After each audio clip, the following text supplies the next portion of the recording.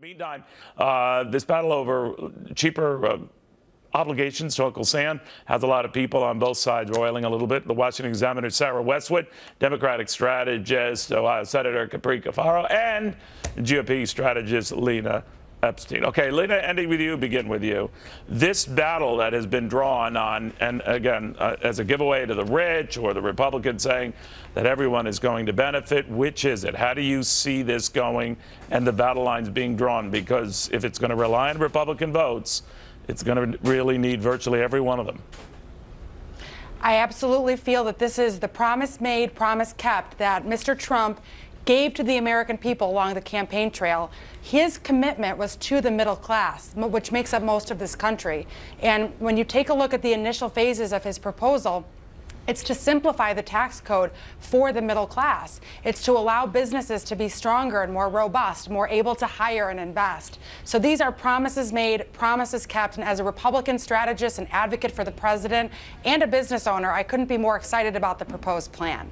You know, Capri, when I hear a lot of this stuff, and I heard the arguments that Nancy Pelosi is making, I heard it from Steny Hoyer yesterday, her number two in the House.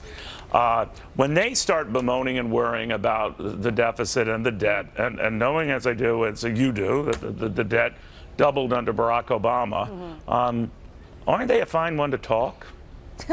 Well, you know, Neil, I've said this to you before on your program. You know, I come from a state government perspective, 10 years in the Ohio Senate, and we were obligated to balance our budget, so we're not allowed to print money. So I myself, as a Democrat, always had to care about everything being paid for, including tax cuts, because we had no choice. Certainly, I think right now what the Democrats like Pelosi and Hoyer are trying to do is, you know, create a juxtaposition saying, well, which one is it, Republicans? Either you're a deficit hawk or you want to cut taxes. And I think they're probably trying to play a little bit of this inside game where they're trying to provoke those deficit hawks to basically jump ship so the president's tax proposal will not be successful, because as was just mentioned, you're going to need everybody to get it done, because the Democrats are not getting on board, it seems, on Capitol Hill. So Sarah Westwood, you know, there are a number of Republicans who are leading this effort, first of all, to get this health care rework done and done right, because they want to use the baseline, I guess the $1 trillion they get over 10 years from that,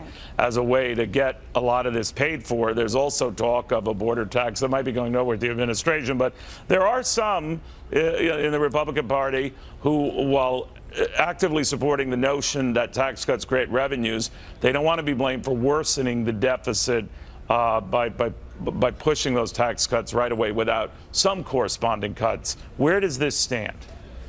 Well, look, the truth is we don't know enough about the administration's tax plan to really judge how it will affect the deficit or how it will affect middle-class families, because the administration only put out a broad framework for tax reform. But we know enough, right, Sarah, that at least near term, as with almost all tax cuts, right, they do suck revenue away before they create revenue, right? Right, and we also don't know whether health care will be done before tax reform advances. I mean, there's a good chance that it will be. Republicans are nearing a deal on health care legislation while tax reform is in the very early stages. The reason why this plan wasn't more detailed is because the White House wants to start bringing in stakeholders and lawmakers at the beginning of the process, because that's not what they did with health care. And with health care, they put forward a bill that was already done and said, it doesn't matter if you don't like it, this is the plan. And that really blew up in their face. So now they have learned from that mistake, and they're working on tax reform collaboratively in the hopes that they can avoid another healthcare mess. All right, rapid fire, ladies. I'd like to try to get your predictions on whether by the end of the year we will see a tax. So it doesn't have to necessarily be the one that the president is pushing right now, with the blueprint of which. What do you think? Lena, to you first. I feel very confident that in the weeks ahead there will be fair negotiations, fair discussions, fair process to evaluate what Sarah described as the initial stages of the president's proposal. Capri, what do you think? I feel very optimistic. Yes, I do believe that something will be done by the end of the year. It won't look like what it looks like right now, but there will be something. Sarah. The polling suggests that the public wants tax reform almost more than anything else. Everybody wants to keep more of their own money. Obamacare doesn't poll as well, the repeal and replace. So this is really a good thing for Republicans to move on right now. All right. Thank you all very, very much. In the meantime.